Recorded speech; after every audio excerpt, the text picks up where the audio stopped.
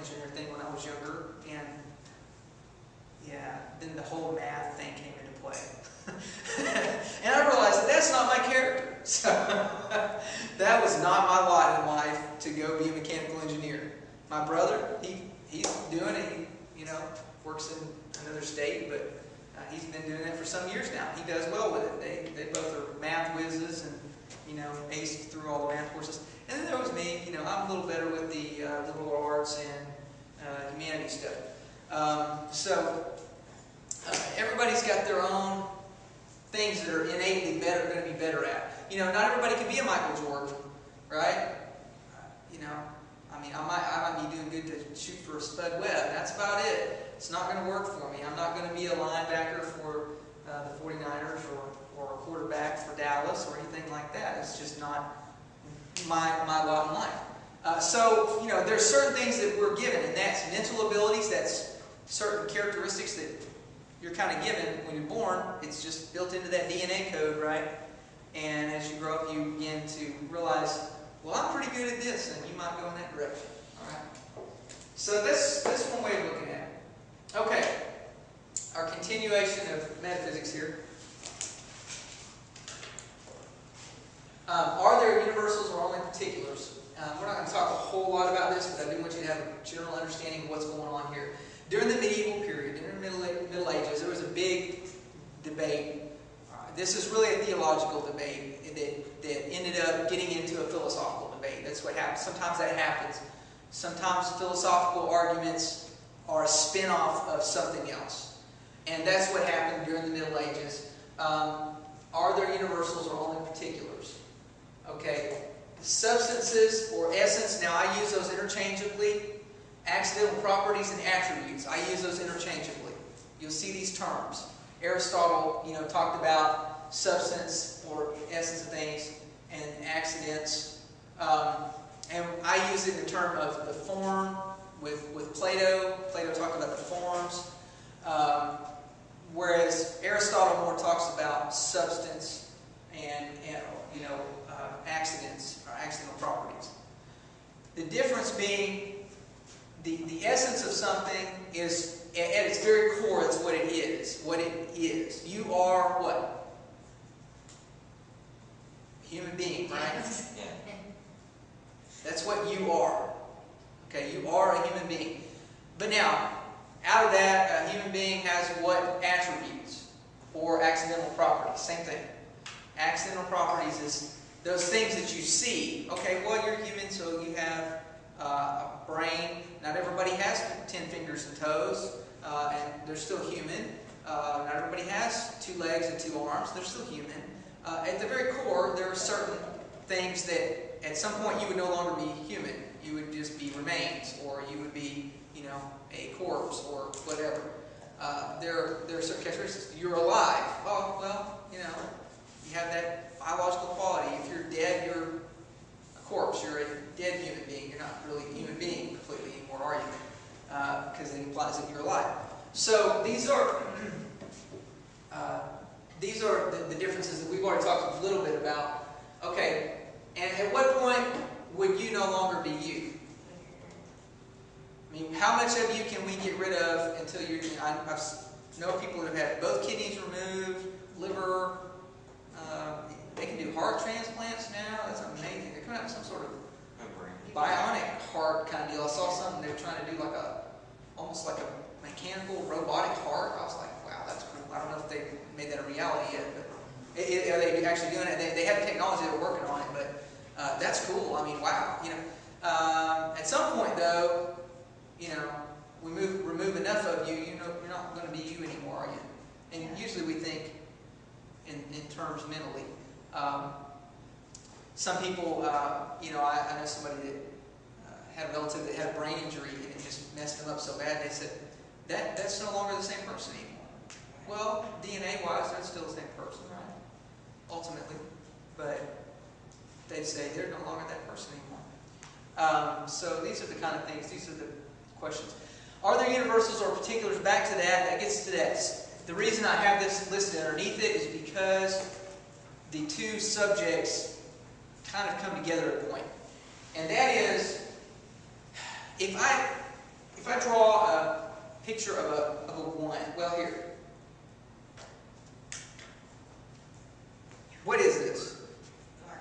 That doesn't work, mind you. Yeah, it's a marker. It's a dry erase, whatever. How do you know that? Because I know. Because I saw you trying to run on the board. Because you saw me trying to write on the board. And I used the But even if you didn't see me trying to write it, now it works on my finger.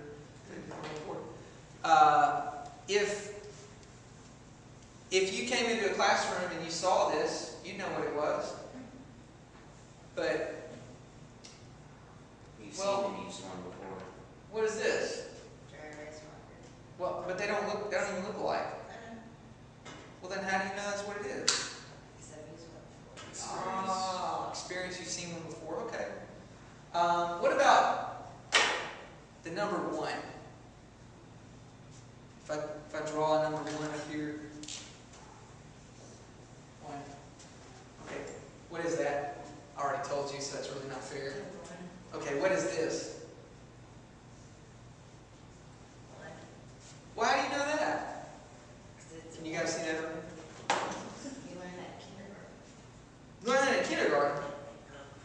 My Well, yeah, or maybe before, huh? Okay, so you recognize, and yet they're not exactly alike, are they? No? Well, how do you know it's a 1? Well,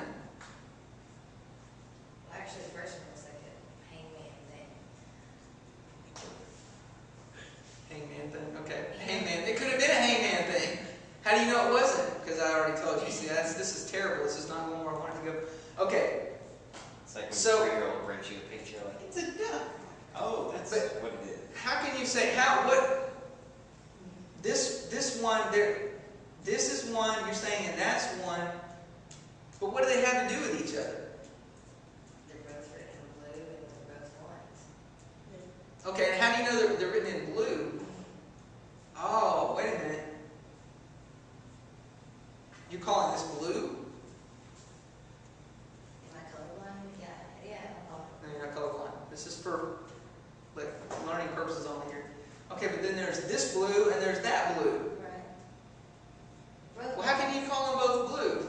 They're different, aren't they? Yeah. There's this and there's that. But these 2 ones, they're different. Let's pretend for a second that they looked exactly alike. Okay. Even if they looked exactly alike, there's still this one and there's that one. Correct. Okay, but what makes them all partake of oneness? What do they really have to do with each other? How can you say that they are universally represent a 1? Because they always hold the value. Well, What about it? They always hold the value of. It's just what you're taught. It represents like one single thing. But you were taught something in a classroom It was like, how 20 years ago that you're remembering but that was that 1 in kindergarten. You saw a 1 in kindergarten. We're talking about 20 years later. Now you're seeing something. You're still saying it's a 1. Well, you're talking about how now we represent like 10, for instance, is a 1 and a 0. But like back in the day, Romans did it with an X. So is it just like? Yeah. It Well, just kind of depends on what you're taught, right? difference. Yeah. Well, that's a different symbol, right? It's the extra. I got you.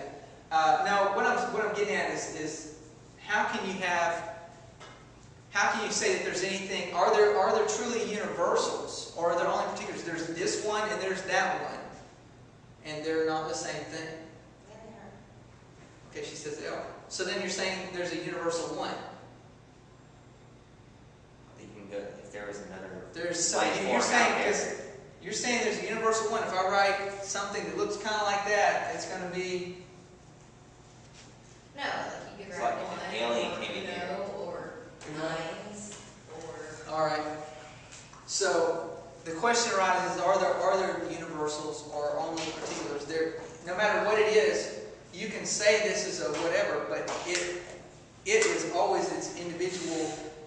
It's an individual thing, and you can say no, it's a dry erase marker. I say no, this is something to use leverage. It's a crowbar. It's a plastic crowbar. That's what I want to say that this is. And how can you prove me wrong? Get up there and write on it. You can write with it. Okay, I can write with a crowbar on something probably. I might get in trouble for that. But Yeah, so this is a question that theologians and philosophers were hammering around during the medieval period. It really had to do with the theological problem of the universality of sin. How is it that you can say that Adam and Eve caused this problem for all mankind, that all mankind had this universal problem? There was a problem because they said, no, that was a particular situation.